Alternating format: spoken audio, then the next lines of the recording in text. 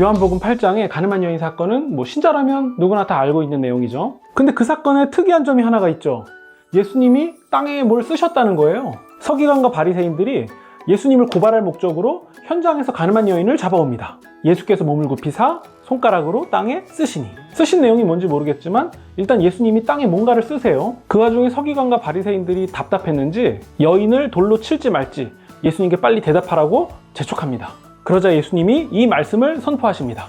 너희 중에 죄 없는 자가 먼저 돌로 쳐라. 그리고서 예수님은 또다시 몸을 굽히시고서는 손가락으로 땅에 쓰세요. 그러자 예수님의 말씀을 들은 사람들은 어른부터 젊은이까지 하나둘씩 떠나갑니다. 그리고 예수님과 여인만 남았습니다. 이제 예수님이 몸을 굽혀서 짱돌 하나를 집으시고서는 내 차례네 받아라 하지 않으시고 이제 예수님이 여인에게 이렇게 말씀하십니다. 너의 죄를 묻고 정죄한 자가 어디 있냐? 주님, 한 사람도 없습니다. 그러자 예수님이 이렇게 말씀하세요. 나도 너를 정죄하지 않겠다. 가서 다시는 죄 짓지 마라.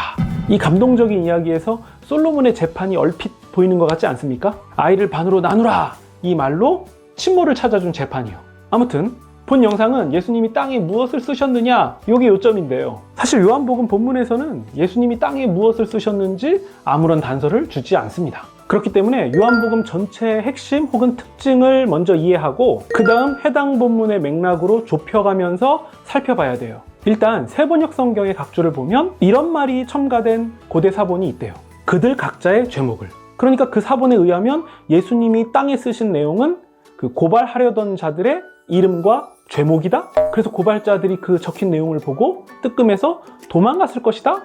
이건데요. 저도 대학생 때 이런 해석의 설교를 들어본 적이 있는데 문제는 이게 본문하고 맞지 않는 부분이 있다는 점이에요. 성경에서는 죄 없는 자가 먼저 돌로 치라는 예수님의 말씀을 듣고 양심의 가책을 받은 거거든요. 예수님이 쓰신 내용을 보고 양심의 가책을 받은 게 아니거든요.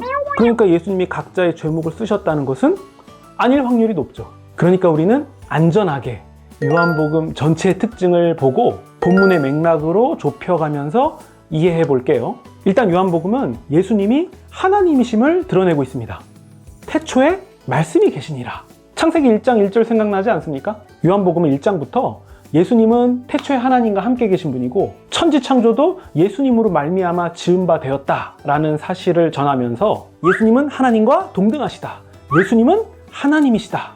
이 사실을 드러냅니다. 심지어 유대인들이 예수님을 죽이려 한 이유 중에 하나도 예수님이 자신을 하나님과 동등으로 삼으셨기 때문이고 실제로 예수님은 아버지와 나는 하나다 라고 말씀하셨습니다. 요한복음 끝으로 가면 사도 도마가 부활하신 예수님을 만나고 이렇게 고백합니다. 예수님은 나의 주님, 나의 하나님이십니다. 예수님이 누구라고요? 하나님. 사실 요한복음의 저자가 요한복음의 기록 목적을 분명하게 말했어요. 왜 요한복음을 썼냐면 예수님이 하나님의 아들 그리스도이심을 믿게 하려고 썼어. 그 예수님의 이름을 힘입어서 영생을 얻게 하려고 썼어. 자, 그럼 요한복음의 핵심, 요한복음의 척추는 무엇입니까? 예수님이 하나님이시다. 자, 이 관점을 가지고 예수님이 땅에 쓰신 글씨 그 본문을 다시 볼게요. 구약에서 하나님이 손으로 쓰신 일이 있어요. 뭐죠? 십계명입니다. 십계명은 하나님이 돌판에 손으로 기록하신 거예요. 요한은 바로 이 일과 예수님이 손으로 땅에 쓰신 이 일에 평행적 요소가 있음을 주목하게 만드는 것이 분명합니다. 구약시대 하나님은 계명을 두 돌판에 쓰셨다면 이제 신약시대에 말씀이 육신이 되어 오신 하나님은 지구를 돌판 삼아서 이 땅 위에 쓰고 계신 거예요. 즉 요한복음의 저자는 예수님이 손으로 땅에 쓰시고 계신 모습을 두 번이나 언급하면서 쓰시는 그 모습 자체를 강조하고 있었던 거예요. 뭘 쓰셨는지 내용이 아니라요. 손가락으로 땅에 쓰시는 그 모습 자체로 예수님이 하나님이심을 드러내려고 한 겁니다. 그러면 결론적으로 이 사실이 의미하는 바가 무엇이겠습니까? 두둥! 이제부터 예수님이 선포하시는 말씀은 모세의 율법을 능가하는 새 계명이다. 바로 이겁니다. 그러면 새 계명이 뭐죠? 나도 너를 정죄하지 않는다. 가서 다시는 죄 짓지 마라. 바로 이것이 하나님이신 예수님이 다시 새겨주신 새 계명이었던 거죠.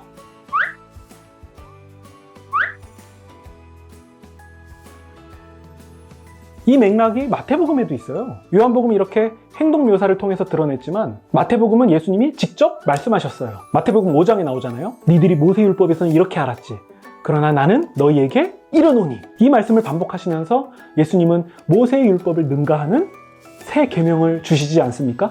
그게 그 유명한 산상수훈이었던 거죠. 그러니까 정리하면 요한복음의 저자는 예수님이 쓰신 내용이 아니라 예수님의 쓰시는 행동 그 자체를 집중하고 있다. 예수님이 지금 손가락으로 쓰시는 행동은 하나님이 옛 계명을 주시는 상황과 같다. 그렇다면 하나님과 동등되신 예수님께서 지금 새 계명을 선포하려 하시는 것이다.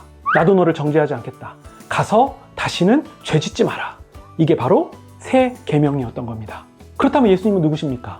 하나님과 동등되신 분이요, 하나님과 함께 참된 판단을 하실 수 있는 분이에요.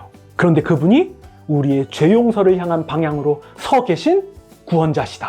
그래서 예수님은 그 방향인 십자가를 향하여 가셨고, 도마는 부활하신 예수님을 만나서 이렇게 고백했던 겁니다.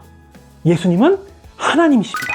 그렇다면 새 계명을 따르는 우리는 어떻게 해야 됩니까? 죄와 정죄의 자리에서 떠나가서 다시는 죄 짓지 않는 거예요. 그리고 형제에 대하여 라가라고 하지 않고 오른손이 한 일을 왼손이 모르게 하고 이웃을 사랑하고 원수를 사랑하는 자리까지 나아가는 거예요. 자, 어떠십니까?